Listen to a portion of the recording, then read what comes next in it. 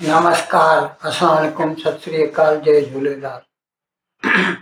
मैं हूं जी प्रेम मटलानी और आप देख रहे हैं हालात हाजरा का प्रोग्राम। हकीकत ये है, इब्तदा में आपसे दरख्वास्त है चैनल जरूर सब्सक्राइब करें। आपको ये तो इल्म है ही कि किस तरह पाकिस्तानी दहशतगर्दों ने लश्कर-ए-तैयबा का जो दी रेजिस्टेंस फ्रंट था, उन्होंने गुज़िश्ता महीने के 22 तारीख को निहत्ते लोगों को जो सयाह थे पहलगाम में मजहब की बुनियाद पर चुन चुन कर पूछ कर पतलूने उतरवा कर कत्लेआम किया था। 26 बंदों को मारा था, जिसके जवाब में भारत ने कह दिया था कि जिन्होंने ये जुर्म किया है और जो इनके सरपरस्त हैं उनको बख्शा नहीं जाएगा।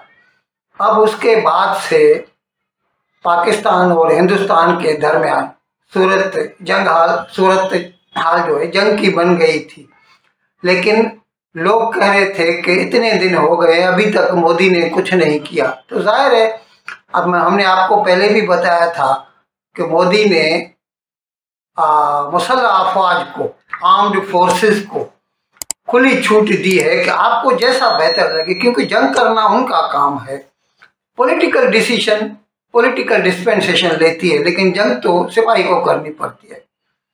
इस सिलसिले में कल रात यानी मंगल और बुध की दरमियानी रात को भारत के हवाई जहाज़ों ने पाकिस्तान में 9 जगहों पर, पाकिस्तान ऑक्यूपाइड कश्मीर में, पाकिस्तानी मकबूजा कश्मीर में 9 जगहों पर मिसाइलों से हमला किया। वो 9 जगहों के नाम मैं आपके गोशगुजार कर रहा हूँ। उनके नाम हैं बहावलपुर, ईस्ट पंजाब है, नीचे साउथ पंजाब भी कह सकते हैं। मुरीद के, जहाँ पर लश्कर-ए-तैयबा का हेडक्वार्टर है, अभी वो लश्कर-ए-तैयबा नहीं कहते, उसे जमात उल दावा कहते हैं, लेकिन बात एक ही है। गुलपुर, सवाई कैंप, ये सारे कैंप हैं दहशतगर्दों के, जहाँ पर उन्हें ट्रेनिंग दी जाती है ताकि वो भारत में जाकर तखरीबकारी की वारदातें करें। बिलाल कैंप, कोटी कैंप, बरनालर camp, Sarjal camp, Mahmoona camp, ये 9 जगह हैं जहां पर भारतीय जहाज़ों ने मिसाइलों से हमले किए हैं। अब कहने को तो पाकिस्तान का जो वजीर दिफा ख्वाजा आसिफ, उसने ऐसे ही कह दिया, हमने कई भारत के तैयारे गिराए हैं और कई सिपाहियों को हमने अरेस्ट कर लिया है। अरे भाई, अभी तो बमबारी हो रही है, पाकिस्तान की तरफ से हेवी शेलिंग हो रही है लाइन ऑफ कंट्रोल पर, लेकिन इस किस्म के दावे आपको शायद इल्म हो न हो, कईयों को मालूम नहीं होगा। सन 71 में 3 दिसंबर को जंग शुरू हुई थी और 16 दिसंबर को पाकिस्तानी फौजों ने हथियार डाले थे बांग्लादेश, मतलब ईस्ट पाकिस्तान में। उस वक्त 15 तारीख तक वो कह रहे थे हम जंग जीत रहे हैं, दूसरे दिन पता चला कि हथियार डाल दिए। तो ये तो ऐसे ही कह देते हैं, लेकिन अभी भारत ने ये दावा किया है कि हमने 9 जगहों पर मिसाइल फेंके हैं। कितना नुकसान हुआ है ये वक्त बताएगा, जैसे जैसे रिपोर्टें आएंगी हम आपको बताएंगे इस सिलसिले में। ये अलग बात है कि मुसलमान तो पाकिस्तान का साथ देंगे, जैसे ऑर्गेनाइजेशन ऑफ इस्लामिक कंट्रीज़ है, उसने पाकिस्तान का साथ दिया है। दहशतगर्दों का साथ दिया है, मैं आपको बता दूं, उन्होंने दहशतगर्दों का साथ दिया। और खुदा न खास्ता अगर सऊदी अरेबिया या दुबई में इस किस्म का कोई वाक़या हो जाए तो उन्हें पता चलेगा कि दहशतगर्दी क्या होती है।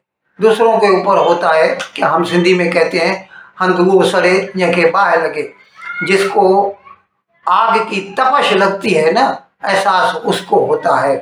अच्छा, अभी मैं इस सिलसिले में ये बता दूं कि जो 26 आदमी मारे गए थे उसमें एक मुसलमान था, 25 को वो मुसलमान घोड़े वाला था जो बचाने की कोशिश कर रहा था, तो उसको भी दहशतगर्दों ने मार दिया।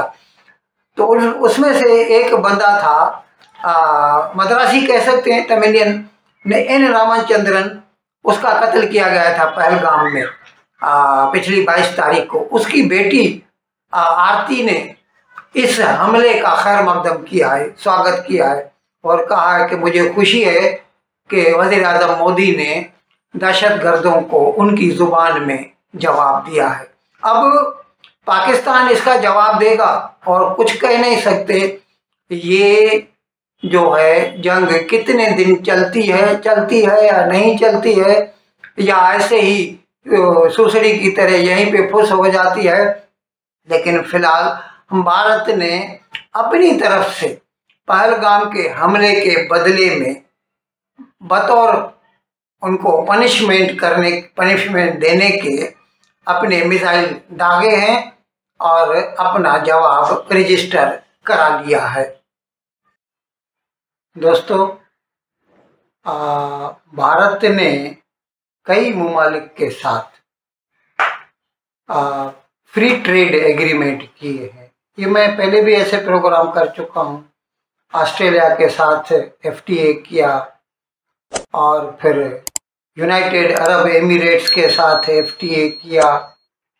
और ऐसे वैसे तो क्या है, जो भी ममालिक WTO यानी वर्ल्ड ट्रेड ऑर्गेनाइजेशन के मेंबरान हैं, सबको एक दूसरे को मोस्ट फेवर्ड नेशन का दर्जा देना होता है और उसके तहत उन्हें रियायती टैरिफ्स लागू करने होते हैं। लेकिन अक्सर ऐसा होता नहीं है। इस हालत में मुख्तलिफ ममालिक अलग अलग तौर पर दो तरफा या कई तरफा जो है एग्रीमेंट करते हैं ताकि एक दूसरे को जाहिर है एक दूसरे की मर्जी के साथ कुछ सहूलियात फराहम करें जिससे उन ममालिक की एक्सपोर्ट्स में इजाफा हो। अब जैसे मैंने अर्ज किया कि ये कई तरफा तो आपने सुने होंगे, नाफ्टा है, North Atlantic free trade agreement, ASEAN है, all South East Asian nations, उनके आपस में जो है अच्छे रिश्ते नाते हैं बिजनेस के। भारत ने जैसे मैंने अर्ज किया ऑस्ट्रेलिया के साथ, UAE के साथ किया है। इसी तरह भारत का यूरोपियन यूनियन के साथ भी जारी है, गल्फ कोऑपरेशन काउंसिल के साथ मतलब बातचीत जारी है। और ये ट्रंप की तो बात आपने सुनी ही है, जब से वो आया है उसने नए टैरिफ लगाए, तो उसके साथ भी यूनाइटेड स्टेट्स के साथ भी भारत के गुफ्तगू जारी है। ऐसे में अचानक से कल भारत के वजीर आजम जनाब नरेंद्र मोदी ने एक ट्वीट किया और उसमें उसने बताया कि हमें बड़ी खुशी से ये बताना पड़ता है कि हमारा इंग्लैंड के साथ, यूनाइटेड किंगडम बोलते हैं UK, उसके साथ फ्री ट्रेड एग्रीमेंट हो गया है। ये मैं अर्ज कर दूं, 3 साल से 22 से ये बातचीत शुरू हुई थी। ऋषि सुनक आया, इससे पहले वजीर आजम थे, बाद में अभी तो जो है कीर स्टारमर है वजीर आजम इंग्लैंड का। तो उसके साथ जो बातचीत हो रही थी, जाहिर है अफसरान करते हैं, बाद में जो बड़े होते हैं वो तो आखिर में जाके मुआहदे पे दस्तखत करते हैं। तो कल कुछ शराइत पर दोनों ममालिक राजी हो गए और अभी सिर्फ दस्तखत होने हैं। और इस सिलसिले में भारत को क्या फ़ायदा होगा, खासा फ़ायदा होगा। मैं आपको थोड़े में छोटा छोटा बता देता हूँ। जैसे टेक्सटाइल है, मशीनरी है, इंजीनियरिंग मशीनरी है, ज्वेलरी है, ज्वेलरी भारत की सब बड़ी एक्सपोर्ट है जो है, फर्नीचर है, स्पोर्ट्स गुड्स है, लेदर का कितना काम है भारत का जो है, और ऑटोमोबाइल्स ज़ीरो ड्यूटी। भारत से जो भी माल जाएगा ना इंग्लैंड को, उस पर कोई ड्यूटी नहीं लगेगी। अच्छा, इसके बदले में इंग्लैंड से जो माल आएगा वो एकदम ज़ीरो पे नहीं आएगा। अभी जैसे स्कॉच विस्की हमारे पास आती है, स्कॉच तो आपको मालूम है सिर्फ स्कॉटलैंड में ही बनती है, बाकी जो भी होगी वो स्पूरियस होती है। खैर, तो वो इस वक्त हम उसके ऊपर 150% ड्यूटी लगाते हैं, बहुत महंगी पड़ जाती है। अब फौरन से उसके ऊपर आधा कर देंगे 75%, और फिर आहिस्ता आहिस्ता करके उसको 10% तक ले आएंगे। और इसी तरह वहाँ की ऑटोमोबाइल जैगुआर लैंड रोवर है तो भारतीय मालिक का है उसका, लेकिन चीज़ तो इंग्लैंड में बनती है, तो वहाँ से जब यहाँ आती है तो उसके ऊपर ड्यूटी लगती है। और जो कंप्लीट यूनिट होता है उसके ऊपर ड्यूटी ज़्यादा लगती है, पुर्जेजात आते हैं तो ड्यूटी कम लगती है। और इसी तरह रोल्स रॉयस है, लैंड रोवर है, और ऐसी कई चीज़ें, मेडिकल इक्विपमेंट जो है, कई सारी चीज़ें इंग्लैंड में बनती हैं, दवाएं बनती हैं। अच्छा, इसके लिए भारत को ये भी फैसिलिटी मिलेगी कि भारत के बच्चे, उनको ज़्यादा एडमिशन्स मिलेंगे वहाँ के यूनिवर्सिटियों में, और नौकरियां भी ज़्यादा मिलेंगी उनको, वीज़ा ज़्यादा मिलेंगे भारतीयों को इंग्लैंड के। और इस तरह से हमें कभी उम्मीद है कि इस एग्रीमेंट से दोनों ममालिक का जो है फ़ायदा ही फ़ायदा होगा। अब आप खुद सोचिए, पाकिस्तान सिर्फ और सिर्फ दहशतगर्दी पे अपनी सारी तवानाइयाँ खर्च करता है। कश्मीर में लफड़ा कराना है, कत्लेआम कराना है, इसके लिए आज उसकी हालत कहाँ पहुँच गई है। भारत बावजूद इसके कि यूँ कह सकते हैं कि आज की तारीख में जैसे जंग की सूरत हाल में है, ऐसी हालत में भी भारत अपनी मईशत का ज़्यादा। अच्छा, इसमें ये बात भी मैं बताऊं आपको, इस वक्त भारत 5वीं सबसे बड़ी मईशत है दुनिया की। 1 साल पहले हम 6ठी थे और इंग्लैंड 5वीं था, हमने उसको पछाड़ दिया, हम 5वीं हो गए, वो 6ठी हो गया। तो ये 5वीं और 6ठी मईशत जो है ना, इकोनॉमीज जो है, उनका आपस में एग्रीमेंट हुआ, इसमें दोनों का भला होगा।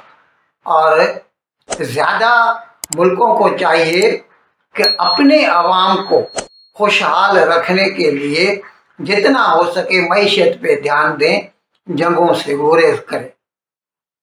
इन अल्फाज के साथ आज का प्रोग्राम ख़त्म करने की आपसे इजाज़त चाहता हूँ, लेकिन विदाई लेने से पहले एक मरतबा फिर आपसे मेरी दरख्वास्त है कि जिस किसी साहब या साहबा ने अब तक हमारे इस चैनल को सब्सक्राइब नहीं किया, हज़राए करम इसको जल्द से जल्द सब्सक्राइब करें, प्रोग्राम को लाइक करें, शेयर करें और घंटी का बटन दबाना न भूलें। बहुत बहुत शुक्रिया। खुदा हाफ़िज़।